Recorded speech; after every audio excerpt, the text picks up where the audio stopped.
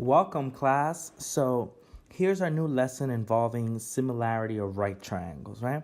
And so our first question has asked us to justify that triangle ABC is similar to triangle DEF, okay? And so we have to be very clear in our explanation. And so, okay, well, I notice here that we have a right angle at B and a right angle at E. So that's one pair of angles that are congruent, okay? And then I noticed that, well, if I do 4 over 8, I have to check that that's the same as dividing 3 over 6, correct? I have to check that that is the same. And in fact, it is, right? 6 times 4, when we cross multiply this, it's going to be 24. And that's the same as 8 times 3, which is also 24. So that's check, right? Those are the same. And so what does that tell us? Well, it tells us that I have a pair of angles being congruent and also that I have a pair of sides being congruent, right? Proportional, sorry, not congruent, proportional.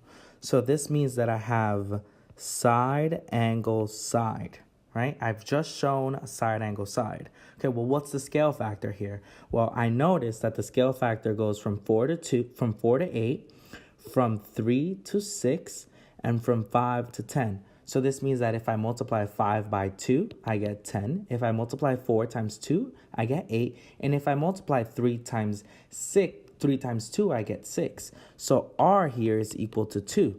Well, if R is 2 and I have all 3 sides, then I know that all the triangles are also going to be congruent by side, side, side, right? Okay, well, side, side, side works. Side, angle, side also works. And then the last one is angle, angle. Do I have 2 pairs of angles in order to say that these 2 triangles are similar? No, I do not. I only have one angle, right? Only one angle is marked here. So the 2 triangles are going to be similar by side, angle, side, and side, side, side. All right. Next, we have determine the values of the following ratios. Express your answers in simplest form.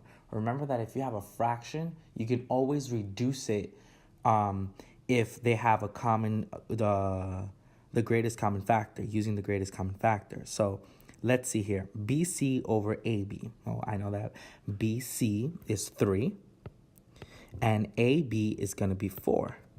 I'll just do one example here for you.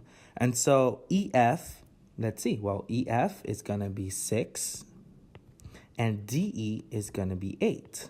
Well, I know that 6 over 8 can be reduced using the number 2, right? Because 2 goes into 6 and 2 also goes into 8. We learned this back in middle school. So we do 2 over 2 and we just divide these two, okay? And that's going to equal 3. And then 8 divided by 2 is 4. Hey, well, look at that. This piece is the same as this piece. And why is that true? Right? Why should those 2 things be equal? Well, of course, they should be equal because they're corresponding, right?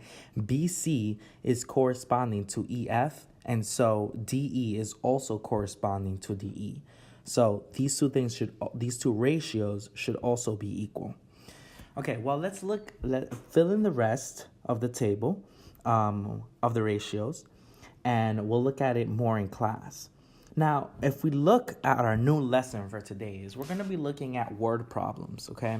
And here's our first word problem. It talks about a person who is 68 inches tall and casts a shadow that is 54 inches long. Well, if you know anything about shadows, you know that you need a sun, right, in order to have a shadow. So let's just draw this out and see how this comes out. So we have a sun out here. Yay, we have a really nice sun. Okay, and we have a person. That's a person, just a normal person. And we know that this person is going to be 68 inches tall. So this person here is 68 inches. 68 inches. Okay, sorry for my 6 there. We have 68 inches, and that person casts a shadow. Well, the sun is behind him, so here's going to be the shadow. Okay, here's the shadow. And that shadow is going to be 54 inches long. So this is 54 inches. At the same time, right? At the same time, a tree casts a shadow of 18 feet long. It's the same sun. It's at the same time, okay? So we have here a tree. Let's do it green. So we have a tree. Here is a tree. And this tree is, what do we know about this tree? Well, we're looking for the height of this tree right here. This is going to be X. And it tells us that the tree is 18 feet long. The shadow of the tree is 18 feet long. Well, if the tree is 18 feet long, then this means that we know that these two are going to be similar. Well, what does that mean? I don't even have a triangle here. Well, we actually do. And so our first triangle here is right here because, of course, a person is standing from the ground. This means that that's a right angle, okay? This is 54. This is 68 inches, okay? And the other piece that we have is that this other triangle here is going to be another right angle because we're going from the ground up, and this is 18 feet, and this is X. So you should already know how to set up this problem. Well, I set it up, but you should already know how to solve this problem, right? We're solving for the height of the tree, but be careful though, because on this side we have inches, and on the other side we have feet. So the question is asking us to round the answer to the nearest foot. So that means that we need to convert these inches into feet. And if you know anything about conversions, is that we need to know how many inches are there in a foot, okay? So here is how we do that, okay?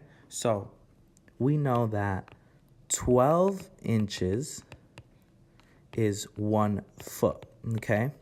So we know 1 inch is 12 foot. Well, that's going to be the same as we know we have 54 inches, right? 54 inches is how many feet? How many feet is that? And we know how to do this by cross multiplication, right? So we have to now cross multiply and do 54 times 1. Well, that's 54. And then we do x times 12. Well, that's 12x. Right? And so, of course, we divide by 12, cross that. And we have that 54 divided by 12 is 4.5. So we have 4.5 feet, right? We have 4.5 feet is x. I just converted the first one for you, okay? So this 54 actually, right? Let's take that out, and on the bottom, we're going to write 4.5. So we know that this is 4.5. Well, if that's 4.5, then how many feet is 68 inches, right? How many feet is 68 inches? Well, once you have that, then you can set up this whole entire problem. So how many feet is 68 inches, okay? And after that, set up your proportions and solve this problem. I want an answer form, okay? I want an answer that's in a sentence. Make sure that whatever answer you have is in a sentence. And I'll start the sentence off for you, okay? Make sure that you round to the nearest foot. So the sentence is, this is the starter, the height of, finish off that sentence, okay? And that is all for today. I'll see you guys tomorrow in class.